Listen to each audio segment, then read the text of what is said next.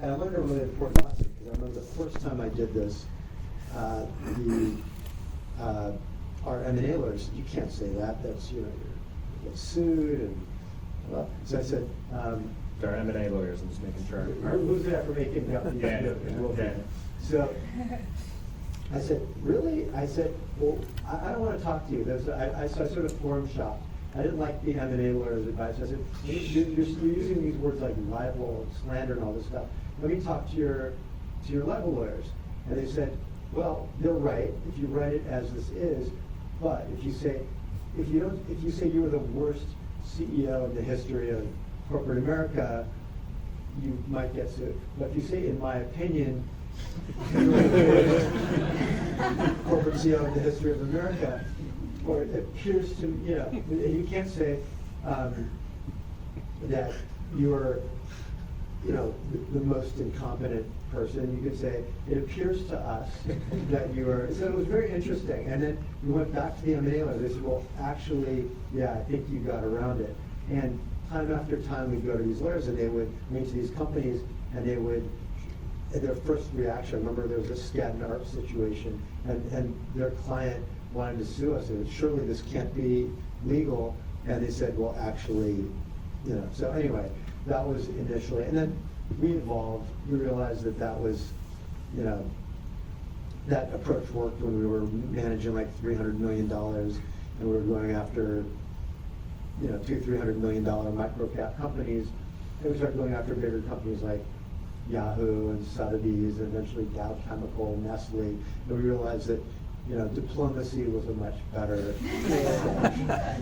And, but I still get a kick out of some of those old letters.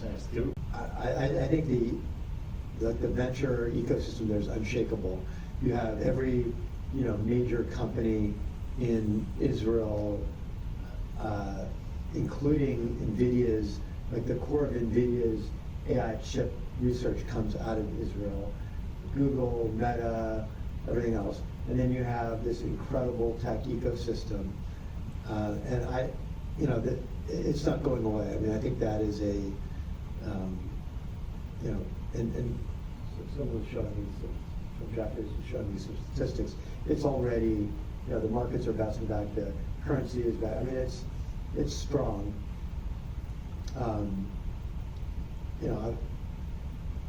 So I'm not concerned about that.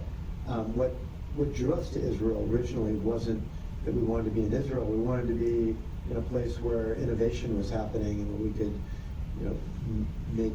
find great companies and create a lot of value for our investors. One of our first investments was in a company called SentinelOne, which is a cybersecurity company.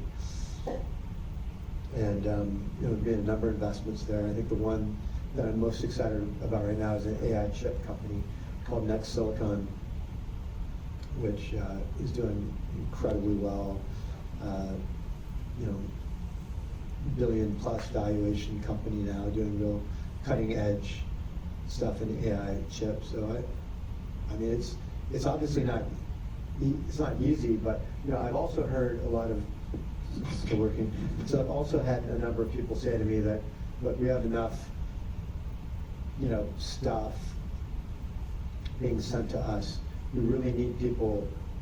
What we really need now is a strong economy. We need investment in our companies. So I think it is actually important for people to stay engaged, not just philanthropically, but also thinking about Israel as a business partner. We very much appreciate your time. As always, we want to open it up to a couple of questions.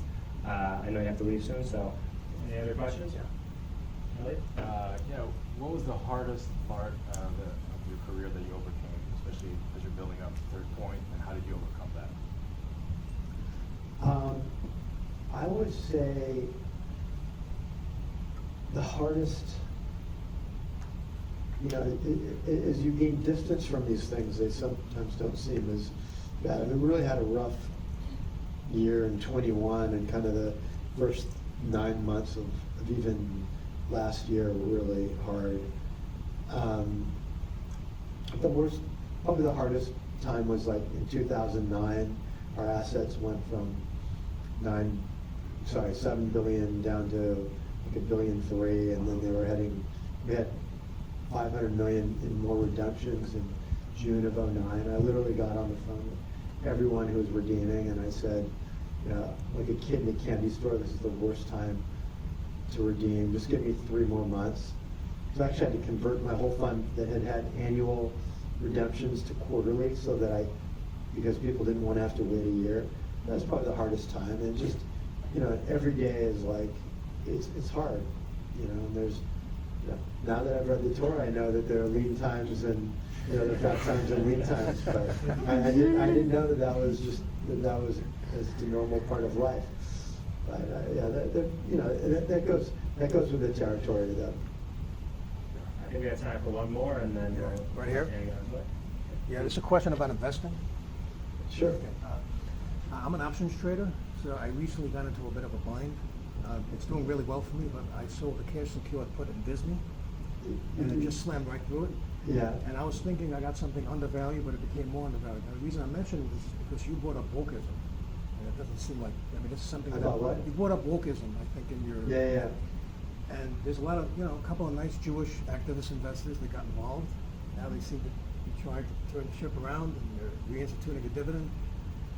The question is, could you help a guy out, maybe get involved? Disney shares could turn around. I tell you, the media business is too tough. I mean, we tried that one. We were involved a couple times. It's good. I think Bob Iger is great. I think the parks business is great. Outrunning the decline in linear TV is going to be really tough. So I wish I could help you on that one, but you're on your own. All right, everyone, thank you. Join me in thanking Dan.